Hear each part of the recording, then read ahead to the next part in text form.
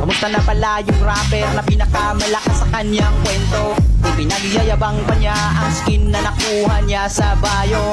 Wala pa rin silbi kahit maraming skin, kung ang content naman ay classic. Skin lang naman ng malakas sa'yo, galawan AI napaka basic.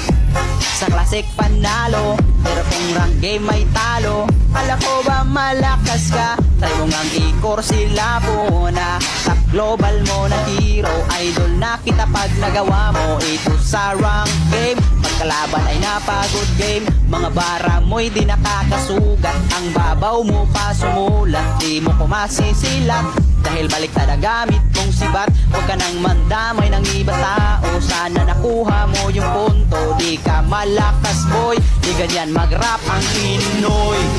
Boy,